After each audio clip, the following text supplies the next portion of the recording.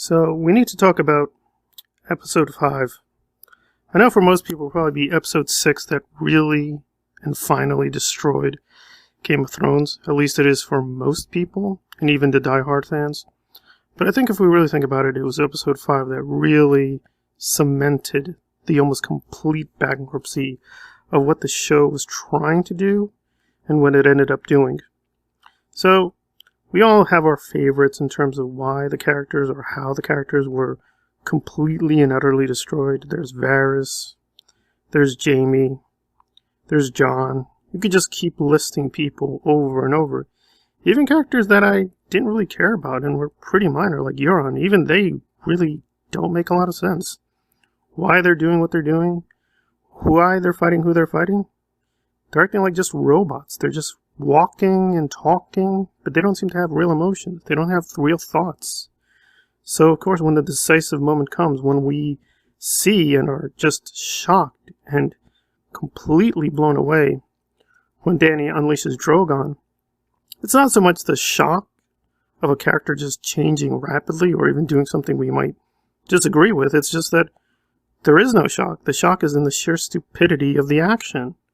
Okay, so she's deciding to just take everything by force. She's not going to hold back. She's not restrained.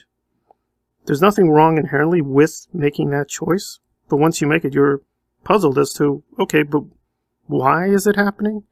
If we just look at the episode itself, it's just plain and clear. She stares at the Red Keep and she hears bells and she goes crazy.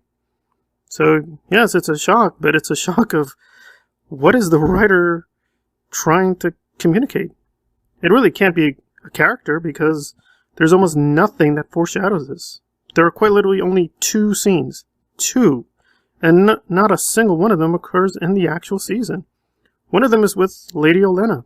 And it kind of makes sense from her point of view of why she would advise Dany to essentially embrace becoming a dictator and just becoming extremely bloody.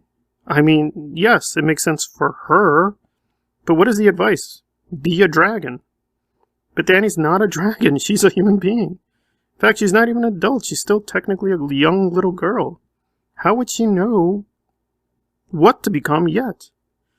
And the only other thing is Daario. Daario just advises, well, rulers are often very oppressive.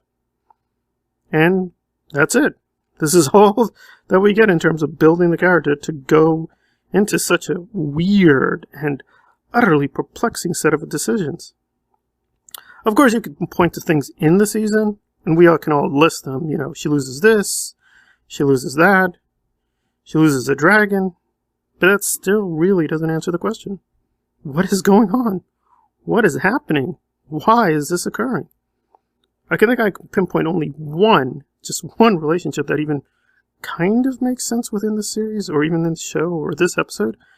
And that's the Hound trying to fight his brother. I mean, that's well established. It's established at the beginning. And they clearly don't like one another. And that's it. That's one relationship. Almost every other relationship is completely insane. It makes no sense. So, we have no characters. So what do we have left? I think we're just avoiding the obvious, and that's spectacle. That's really what the characters seem to be in service of. That's clearly what the writers care about. They just care about the shock for shock's sakes. They're not even interested in subverting expectations. There's nothing unexpected. She has the power of the dragon. Of course, she's going to use it. You know, where's the subversion? The subversion would be that she just walks away. The subversion would be that Drogon refuses to follow the orders. That's the subversion. No, there's no subversion. It's just a shock. But once you get over the shock, what does it accomplish? Not what you would think, because when we actually look at the episode over and over again, it doesn't have any real impact. Yes, we see people dying. Yes, we see people burning, but we all know it's special effects. We know nobody's getting hurt.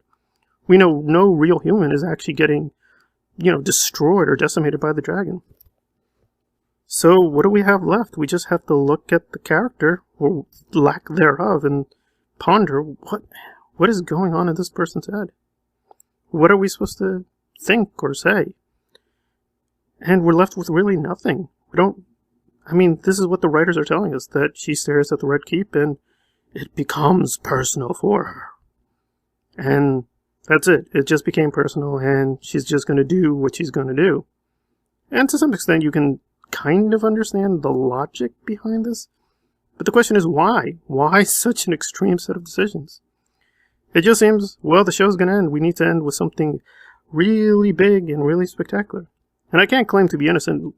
After all, we all get caught up in it when a certain series or show or book is going to just about come out, and we're like, we need to have it. We need to see it. And so we just don't want to become critical. We just want to accept and just take it in and not think about it.